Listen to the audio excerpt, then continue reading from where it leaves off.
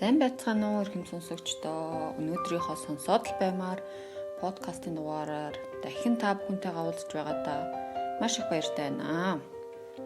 За өнөөдрийнхөө сонгож авсан сэдэв амьдралын мөн чанар. Мөн хүн яах гэж амьдраад байдгийг те тэр талаар ярихаар өөрийнхөө бодол санааг хуваалцахаар шийдлээ. За хүн амьдралыг хүн бүр сайхан авч явахыг хүсдэг. Хүн хичээж зорж явдаг тийм үү? Амьдралыг сайхан авч явах нь тавилангаас гадна мөн ухаан ухамсар, сэтгэл зүй, мэдрэмжийн цар хүрээтэй хамааралтай юм л да. Тэгээд хүн болгоны амьдрал ер нь гаднаасаа их сайхан харагддаг шүү дээ. Хүн болгонд их амьдралаа тэгээд муугийн яриад байдгүй. Жишээлбэл энэ тэнд явж байхад ер нь л сайн сайхан зүйлээ ярьдаг. Facebook дээр ч тэр бүх хүмүүс сайн сайхан зүйлээ л хуваалцдаг шүү дээ.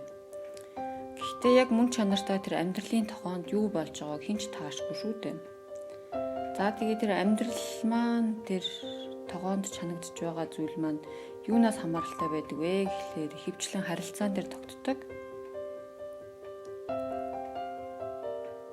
Тэр харилцаа маань юунаас хамааралтай вэ гэхлээр ухаан ухамсараас хамааралтай байдаг.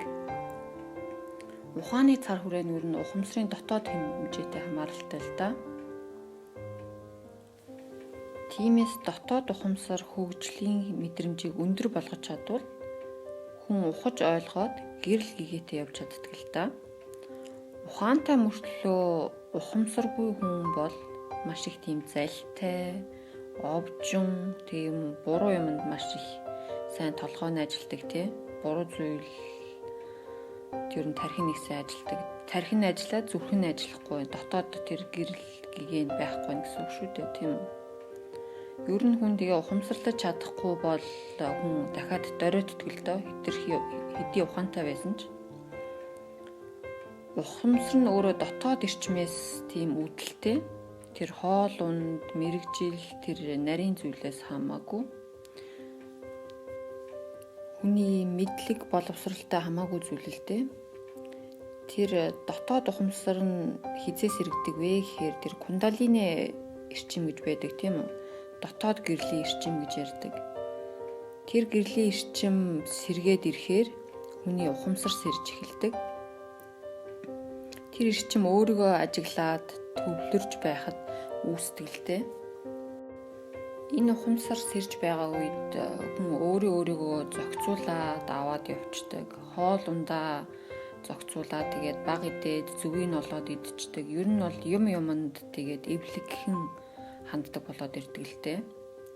Тийм мөн бас бусдыг мэдэрдэг, ойлгодог, амьдралын ер нь мөн чанарыг ойлгодог болоод ирдэг. Энэ сэрэг үед зөвхөн өнгөцөөр харж явдаг л да. Жишээ нь одоо би нэг даргын хүүтэй суучвал одоо тэгээд ер нь бол миний насны амьдрал болчихно. Тэгээ би энэ их сургуульд төгсчих юм бол ер нь бол би хоолоо олоод идчихнэ. Эсвэл бол хүүхдүүдээ одоо их сургуулаа төгсчих юм бол тэгээ болчихно гэх юм уу те. Зөвхөн тэр гадаад үзмжийг их хардаг л да. Тэр гадна талын гоо сайхан, гадна талын зүйл бол яах вэ? Хүн өнгийг олно, буцаагаа далдна. Тэр гоо сайхан яах вэ? Залуу байна, эргээд хөгшрөн. Би хаа яах вэ? Олон удаа турж таргална те. Ер нь бол хүний энэ сүнс чинь биеийг одоо ингээ хувцас шиг сольж идэг гэж байна шүү дээ. Хүний сүнс бол ингээ вэж идэг. Бидний бие бол одоо ингээ сүнсний хувьд бол ингээ хувцас шиг солигдож байдаг зүйл. Тэгэхээр бид нар гадаад үзмжиндээ их анхаарах биш, дотоод энэ сүнсэн биетэйгээ их ажиллах, өөртөөгөө их ажиллах хэрэгтэй. Ер нь бол ухамсар муутай хүн хажууд байгаа хүмүүсээ бас нөлөөлж алж байдаг л та. Тэгээд ер нь өөрийгөө олоогүй хүмүүс бол гаднаас их юмыг хайдаг. Дандаа л их авахыг, их идэхийг ер нь л бол их шуналтай, хүсэл ихтэй байдаг тийм үү. Тэгээд ирэхээр хүмүүс утгаа алддаг. Өөрөө ухаангүй байгаа хүнээс дандаа гаднаас юмыг дандаа хайдаг. Аврал, тусламж тэгээд алдааг хүн бусдад өгж байдаг.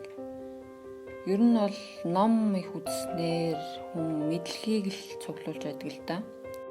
Хүн өөрийгөө олоогүй, өөрийгөө ойлгоогүй цагт бол ямар ч шашин руу очиод сууна. Ямар ч нам руу ороод тэгээд ер нь бол намаг шалбаагд шигдээл үлдэнэ л дээ. Хүн тэгээд өөрийгөө ойлгохгүй явсаар байвал хар бараанаар амьдарсаар байгаа л гэрэл гэгээгүй энэ ертөнцид амьдарсаар байгаа л дуусна. Амьдралын учир юу вэ гэхээр ер нь өөрийгөө ойлгоод мэдэрч эхэлж байгаа тэр үед гэрэл гэгээтэй зүйлсийг олж харж чадж байдаг. Хүн өөрийнхөө тэр кундалини энергийг, гэрлийн энергийг сэргээснээр хүн энэрэнгүй, уужим, хүнийг бас тийм нөхцөл болцол тавиахгүйгээр хайрлаж эхэлдэг л дээ. Энэ нь бол хүний өөрийнхөө дотоодоос үүсэж байгаа хүч юм л да. Хүн болгоны дотор бурхан чөтгөр хоёулаа оршиж байдаг л да. Тэгээ алийг нь сэргээх нь таны ер нь хэрэг. Амьдрал биднээс юу хүсдэг, хүлээдэг вэ гэхлээр хүлээц, төвчээр, хүн байх, хүнлэг байх, мөн хайр, хэн нэгэнд хэрэгтэй байх, хайрлагдах, хайрлж байх, мөн түшиг байх эднэрийг цаанаасаа хүсдэгтэй. Гэтэл бид нэр одоо дэвчээргүй, хүнлэг биш, өгч чадахгүйгээс ухамсар маань сэрээгүйгээс өөрсдөө бид нэр амьдралаас гэрэл гэгээг олж харж чадахгүй их гундуу явж ийн л да. Ер нь бол хүн болгон сайхан гэгээлэг, баяр баясгалаар дүүрэн аз жаргалтай амьдрах гэж ер нь энэ хорвоод ирдэг.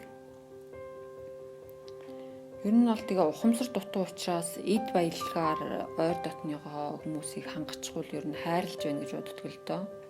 Их нэртэй одоо сайхан хувцас аваад өчтдөг юм, машин аваад өчвөл тэрийг хайрлаж ийн гэж боддог тийм үү.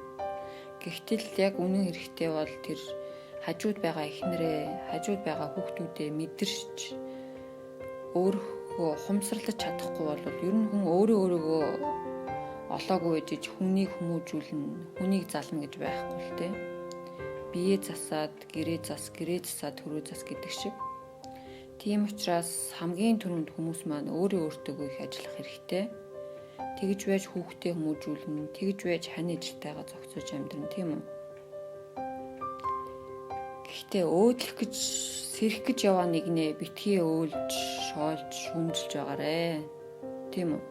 Жишээ нь одоо гэртээ бясалгал хийдэг нэг ээж байл л да. Тэгэхэд чи мэдээж хүнд уурлах зүйл гарна тий. Тэг чин та яагаад бясалгал хийдэг вэ гэж уурлаад байгаа гэх юм уу тий. Тийм байж болохгүй шүү дээ. Тэр хүн чинь бас хичээж л яваа. Хүн болгон бурхан шиг төрчдгүү шүү дээ. Хүн болгон мэддэг төрдгүү. Хүн болгон л хүн хөвтлээ суралцдаг. Тийм болохоор суралцаж яваа, хичээж яваа нэгнийгээ дандаа урамшуулж, дэмжиж урмын үгс, сайхан үгс хайрлаж байгаарэ.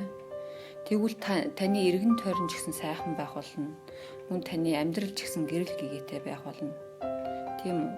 Аав ээж нар маань ч гэсэн ер нь бол гэр бүл зохиогоос өмнө хүмүүс өөрийгөө эхэлж олоод, өөрийгөө эхэлж таньсны дараа гэр бүл зохиож, мөн үр хүүхдээ болвол гэр бүл салалт, энэ гэр бүлийн хүчирхийлэл гэдэг зүйл маш байх болов уу гэж би амьдаа боддог учраас та бүхэндээ өөрийнхөө энэ өчүүхэн бодлыг та бүхэнтэй хуваалцлаа. Та бүхэн тэгээд өөрсдийнхөө бодол санааг надтай мөн бас хуваалцаарай. Баярлалаа та бүхэндээ хамт байсанд. Дараа дахин уулзлаа баяртай.